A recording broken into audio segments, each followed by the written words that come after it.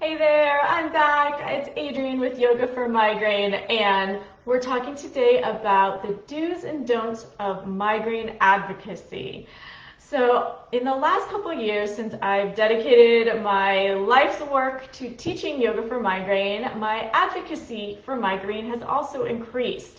But I'll be totally honest, before my career as a yoga teacher for migraine, when I was a school teacher with chronic migraine with 2 kids, I was totally overwhelmed with work, with my health. I had no room left to be a migraine advocate.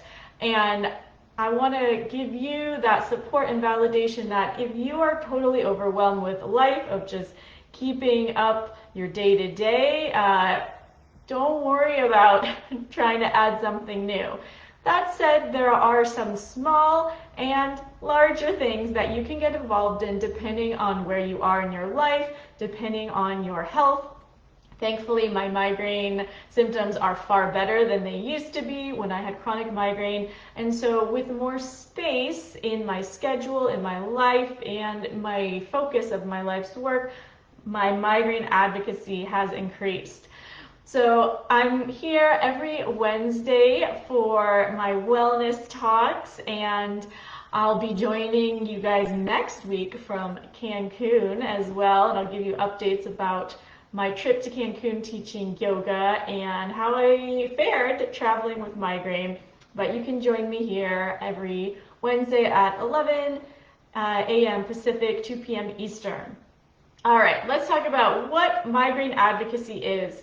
At its most basic, in my opinion, it is simply supporting other people with migraine. That can take form in many different ways. It can take form in the most smallest things, which would be email advocacy, where you see a campaign online. How are we doing with sound now? Yeah, I had to switch out my mic. Thank you, Richard, for giving me the go-ahead that you can hear me.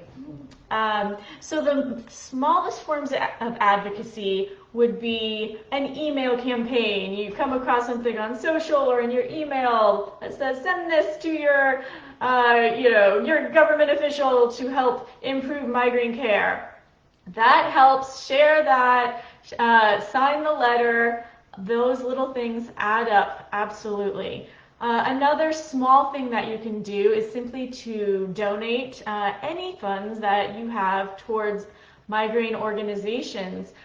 Small or big, anything helps, and it gives you that sense of, hey, like I'm doing something to help support the migraine community. And that is a great substitute too for times in your life when you don't have as much time, but perhaps you have a little bit of funds. You could send $20 to a migraine organization, or to even support someone else who is fundraising, perhaps for an organization like Miles for Migraine, for example. Some other things that are more on the small and doable end would simply be being a part of an online migraine community, whether it's my Facebook group or tons of other Facebook groups out there, whether it's commenting on some migraine-centered Instagram accounts, but that helps to create a supportive community for others living with migraine and continue that dialogue and help to bring greater awareness online to migraine. Another smaller thing that is helpful that you can do is to simply attend events, online events, where you're learning more about migraine. I absolutely believe that education, educating yourself, is a form of migraine advocacy, because the better educated and better informed you are about migraine, you're going to be able to advocate better for others with migraine. You're going to be able to advocate for yourself better as well. So Miles for Migraine has numerous free online educational events every month. I've also just in the last month attended a webinar on depression and migraine, another one on African Americans and migraine, And these are not things that I had to, set aside a whole lot of time for. I listened to them when I was making dinner, and I always learn something new. No matter how many migraine events I've been to, I always learn something new. Migraine World Summit is coming up in a couple weeks. I was a featured presenter last year, and I'm very excited to just get to watch and enjoy the free Migraine World Summit. You get free access for 24 hours to watch all the videos of that day, and every interview is valuable. It's helping to empower you, to teach you something new about how to live better with migraine. So in terms of, those are kind of the smaller things that are more doable. We talked about donating, we talked about email campaigns, participating in social media about migraine, and learning about migraine. The next step could be volunteering for a migraine organization. Miles for Migraine is one of my favorites. They have tons of support groups, fundraising events, and what's great about volunteering for an organization that supports migraine is that they're going to be more understanding. If you need to cancel, if you're not able to show up, they get it, and it's a great place to start contributing your time without fear, like, oh, if I back out, it's going to cause a lot of problems and they're not going to be understanding. So organizations that specialize in migraine are a great place to start with support groups, with fundraising, with social media promotion. I've met many people online that are working to help volunteer for the Migraine World Summit coming up, and they help do anything from social media help with promoting the event. And those are nice because they can be more, of a one-time thing that you're not having to commit to for every week for a whole year. Some other bigger things that you can do are attend migraine events, in person or virtually. So I will be attending and teaching at Retreat Migraine coming up April 1st. In person in Charlotte, North Carolina, I'll be teaching yoga for migraine. And there is also a virtual option that still has room if you're interested to participate. There's going to be yoga, there's going to be tons of great speakers, there's going to be opportunities to connect to other people living with migraine and to feel connected and supported. Miles for Migraine has many in-person events too, walks and races. So this can be another step up where you're taking that time to physically be somewhere that's supporting migraine. But when you do it, even for all the effort that it can take to attend something like that, you're always going to feel excited and kind of pumped up and connected and empowered from attending a migraine event.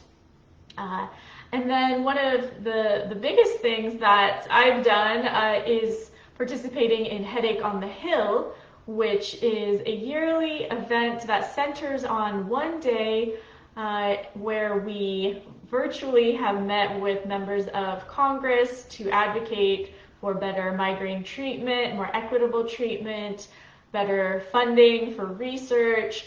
And so that's probably like the most obvious form of advocacy. You're actually lobbying with policyholders for better migraine treatment and research. And it's something that I feel very strongly about, that I'm able to do that type of advocacy where I don't think I was in the health position, work position to take a day off to talk with Congress now. And now, when you're participating in something like that, you're so much more empowered to understand migraine, understand how treatment varies, and have the confidence to literally talk to a senator or a House member about migraine. And all this helps to make you feel like you have some more control, that you're not a victim to migraine, and to give your pain a purpose. I think that's what really brings so many advocates for migraine back to the work is that we're bringing our own struggle, something that has been a challenge in our own lives, and we're trying to turn that struggle into something that helps others. And that's incredibly gratifying. There is research that shows that people with health challenges or chronic pain, when they are able to volunteer and contribute, that actually increases their overall well-being, more than just not helping because you're tired and you got health issues. That extra little bit of effort and energy does actually serve yourself, your health, your sense of purpose. When you have a sense of purpose, that increases your health as well. So to think of some of these, maybe seemingly extra things as something that, hey, this is actually going to help me feel better as well. So in my life, my advocacy has increased over the years, ranging from fundraising for Miles for Migraine, helping to participate in Retreat Migraine, Headache on the Hill. These are all, more visible forms of advocacy, but I also feel like I use my online presence, my writing for migraine.com to support others with migraine and to bring awareness to the great work that many of these organizations are doing. But remember, I couldn't always do this. I've really only been able to do this in the last couple of years as my health has increased, as my schedule has become more flexible, and it has given me that sense of integrity. I feel like I'm giving in a way that to help others who aren't, right? That I wasn't always able to give, and now I'm at that place where I can. And so when you are considering how to be a migraine advocate, I want you to have that long-term view, that this is something that you can work on your whole life, and that there's going to be times in your life where it makes more sense and it's more possible, and other times where your health might not make it so, or your work or family, and that there's always going to be kind of like seasons in your life where you're going to be able to contribute more, and other times where you need to focus more on your own health and your own life. And that migraine advocacy is like a relay race where we might hold the torch for a little bit and we're doing our advocacy and running with it, and then when we need a break or the time is not right in our lives anymore, we can pass it on to someone else. And so that none of us is burning out with migraine advocacy. That's probably my biggest point of advice for you all, is that you got to prioritize your own health first. So that might mean something small. It might mean nothing at all. It might mean leaving a comment on someone's social media about migraine. But that I've met many migraine advocates who have felt burnt out when their advocacy becomes too much effort, too much energy, that it starts to jeopardize their own health and well-being. And I don't want you to get to that place. So one tip is simply to maybe you do one thing a month. Maybe it's one event, maybe it's one email, and have that be a great start, and that feels sustainable, so that you're not jeopardizing your health. That if everyone, right, did one thing a month, we're really going to start to move the needle on migraine care and research. So all of this to say, you don't need to feel guilty if it's not the right time to be a migraine advocate, and that things will ebb and flow with your own life, with your own health. But taking care of yourself is a form of advocacy. This self-care was actually started during the Black Power movement as a form of radical activism. And so I also feel like self-care for migraine is similar. You need to put yourself first and take care of yourself, and also pick advocacy activities that are most nourishing and nurturing for you. You can pick and choose. If you feel like you like to talk with people, you can find something to work in a support group. If that's exhausting and you're better able to do something online, go for that. If you like the energy of an in-person event, choose that. But that it has to nurture you as well. It can't just be draining nonstop. So I hope that some of these ideas about migraine advocacy give you some inspiration to contribute and give in whatever way you can, and to give yourself that permission that what that looks like is going to be unique to you, just like migraine is unique to you, that it can be big, it can be small, it can change, but really to keep it to something like once a month. That's a great place to start, so that you're investing in migraine advocacy in the long run.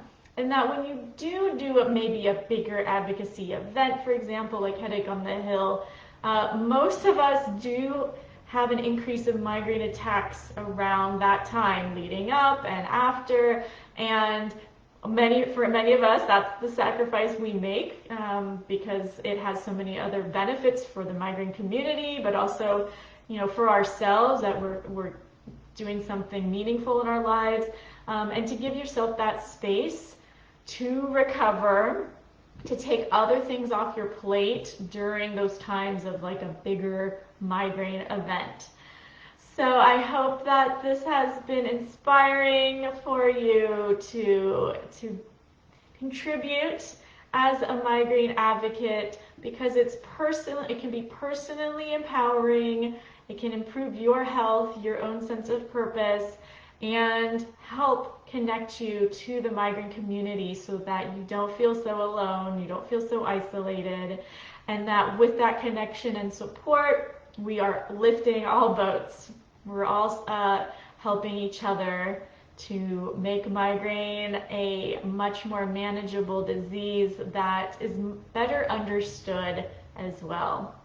So thank you all for being here. I will join you next week from Cancun. You know who to call if you want deeper support living with migraine. We're just wrapped up with a couple of my clients who have cut down again their migraine days by at least half and are feeling so much calmer and more energetic and more empowered in themselves about how to manage migraine, so they're not feeling victim to migraine and that they have control. So reach out, send me a DM, and we'll see you next time from Cancun.